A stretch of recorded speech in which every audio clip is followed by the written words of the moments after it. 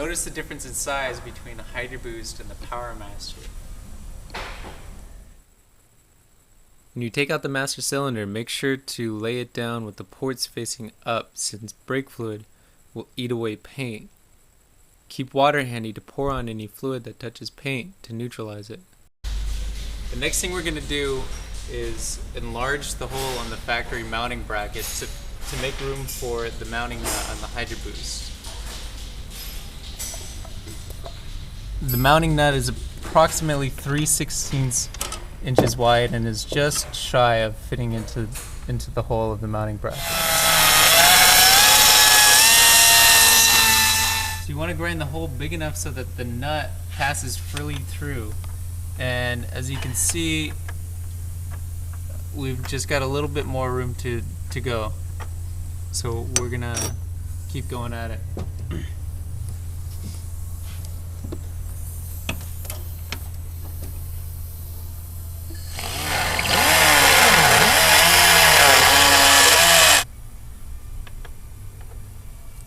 So as you see, it goes through freely.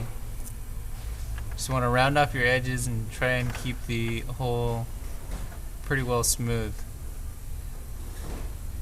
Power Brake Service has this mount pre-made if you order, so you don't have to do this work.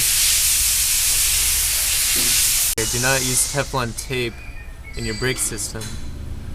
Your brake lines have a seat that does all the sealing.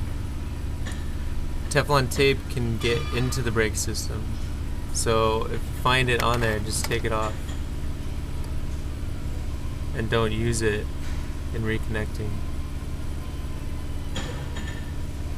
Now that we've got the mounting bracket hole enlarged, we're going to install the Hydroboost. You can add some lubricant on the rod eye and then set the Hydroboost onto the bracket.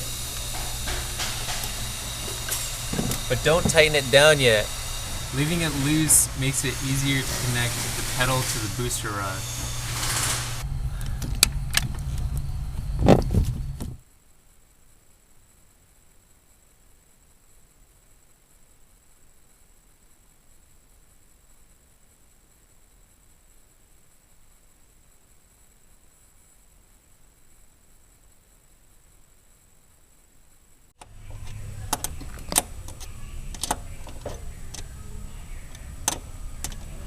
Art Carr is equipped with a line lock, and we're actually going to relocate it to keep this line.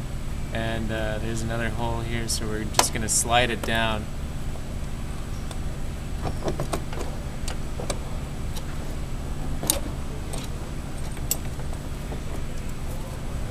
We're going to start the lines in because it's easier to install to put the master cylinder on the Hydroboost with the lines already in place. We switched the lines because the larger reservoir always goes to the front brakes, and they were the other way with the original master. So we're gonna snug these up.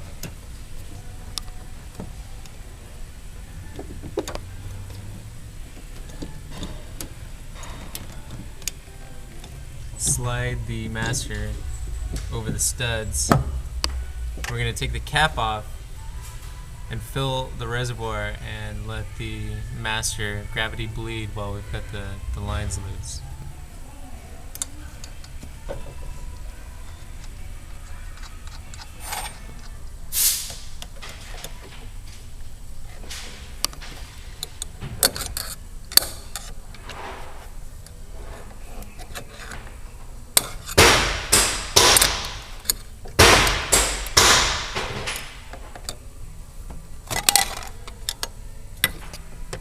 So now we're filling up both reservoirs and letting it gravity bleed.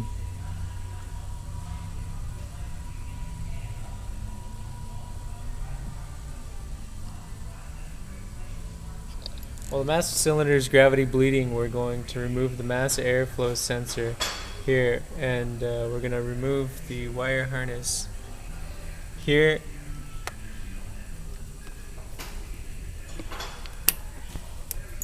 and here.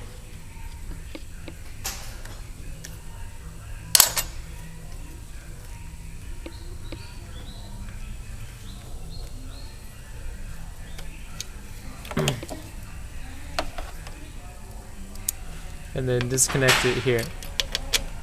This will give us access to the power steering box.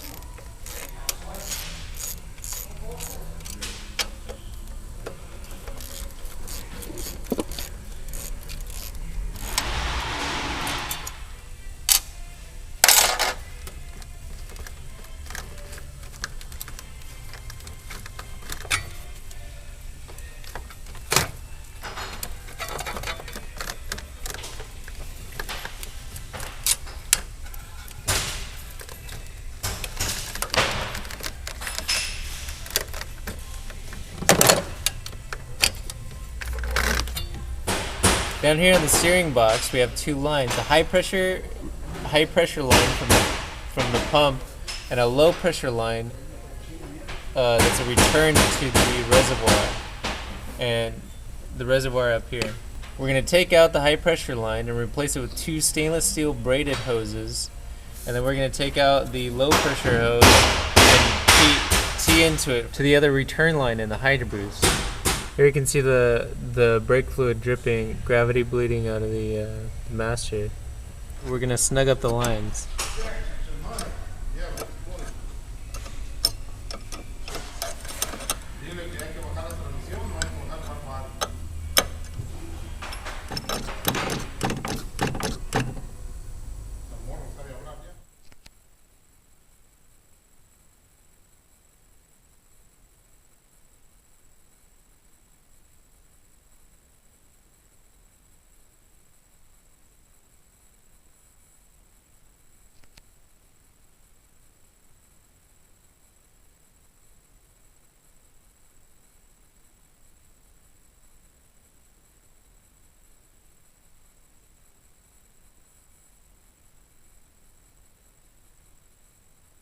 These are Power Brake Service exclusively designed banjo fittings for the Hydroboost.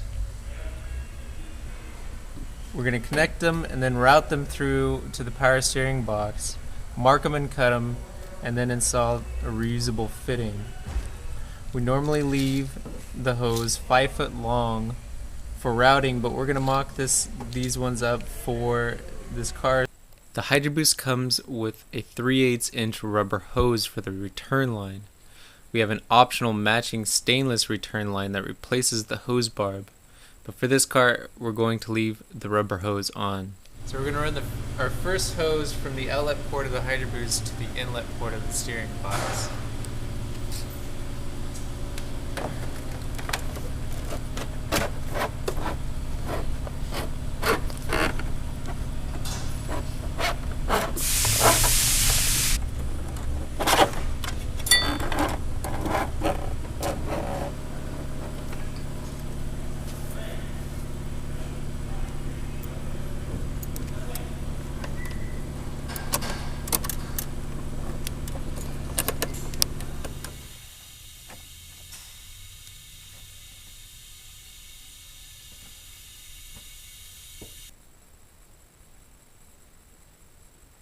With your hose routed where you want it to go, mark it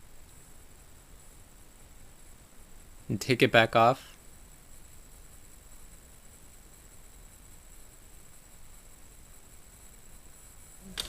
Now we're going to cut the hose and put the reusable end on.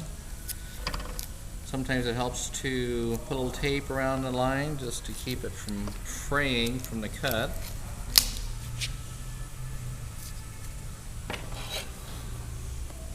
You can use a chop saw or a fine tooth hacksaw to cut the hose.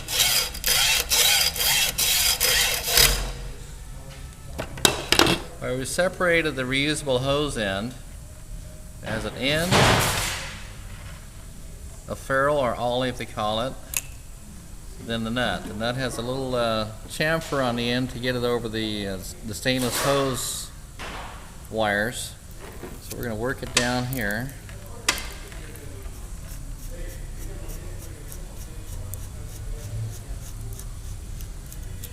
We've got the nut past the tape. Now we're going to remove the tape, get that out of the way. Sometimes it's helpful to use a mandrel into the teflon tubing to make sure it's round. What we'll do now is we're going to push the olive over the teflon part of the hose only. And then we push that against something solid to seat the teflon all the way to the end of the olive. Next part, we push the hose end into the teflon. Again, it's helpful to use a tapered punch to make sure the teflon is nice and round on the inside for when we push in the hose in.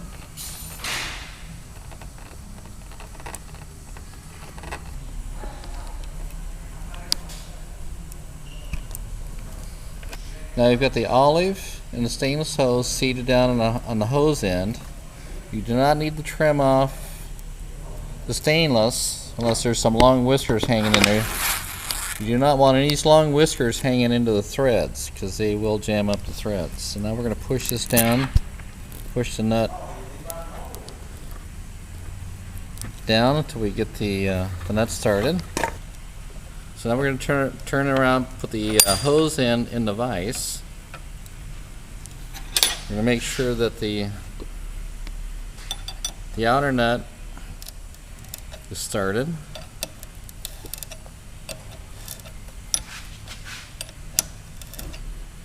A little thumbnail pressure helps start it. We're going to tighten this nut till we have about a thick thumbnail distance between the two nuts. You don't want to over tighten it or it will crush the sleeve. There's our hose end installed, properly tightened. It's our banjo end, ready to install.